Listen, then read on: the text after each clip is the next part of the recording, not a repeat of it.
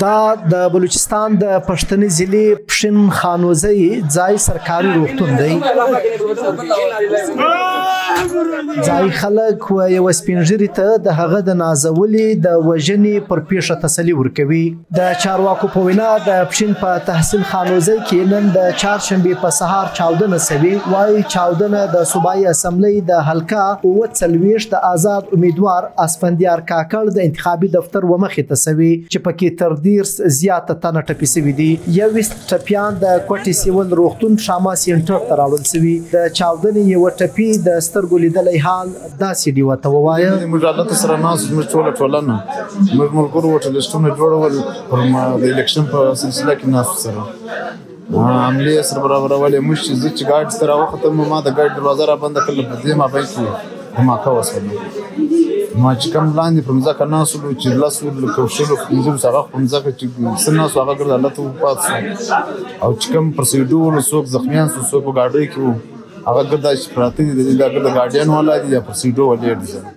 تحصیل خانوزۍ له کوټې څخه شاوخوا 80 کیلومتره لیرې پر لمرخاته پرته سیمه ده. د خانوزۍ له چاودنې شاوخوا 1 ساعت پس و خانوزۍ ته څیرمه پرته پښتني سیمې قلعه سیف الله په ښار کې دننه د جمعیت علما اسلام فی د صوبایي اسمبلۍ حلقه 3 کاندید مولانا عبدالواسع پر دفتر چاودنه سوي. د چارواکو په وینا په دې چاودنه کې هم تر 100 زیاته خلک ټپي سوي دي.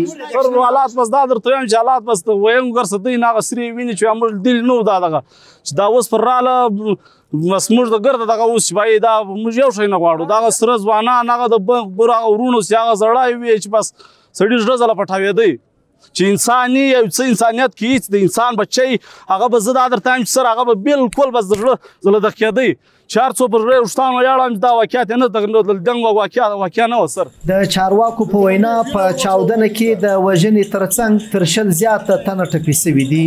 یا د چاودنې په داسې وخت کې سوي چې د پنجشنبې په ورځ 8 فروری په ټول پاکستان کې عام انتخابات یا ټول ټاکنې کیږي او حکومت دعوی کوي چې د انتخاباتو لپاره یې ټولې امنیتي او انتظامی چارې پوره کړې دي.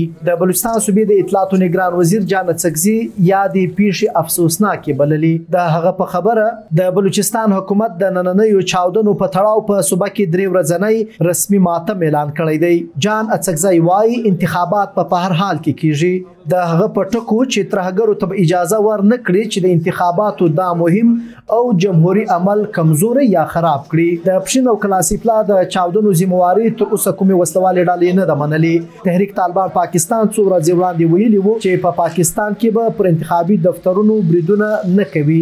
جان اڅکزي په دغو چاودنو کې هندوستان په لاس لرلو تورن کړی دی. پاکستاني چارواکي اکثره په بلوچستان کې د داسې پیښو تور پر هند پورې کوي خو هند دا تورونه تل رد کړي دي. د پولیسو رپورټونه دي چې په بلوچستان کې په روانه اونۍ کې د کوټې په ګډون د صوبې په 11 ضلعو کې تر 10 زیاته لاسي بمي بریدونه او چاودنې سوي چې پکې 15 تنه وژل سوي او تر 25 زیاته تنه پکې ټپي سوي دي. دا چاودنې زیاتره په بلوچي سیمو کې سوي او د زیاترو ذمہواری بلوچ بیتون غوښتونکي ناقانونه ګرځول سوي ډلې براس منلي دي.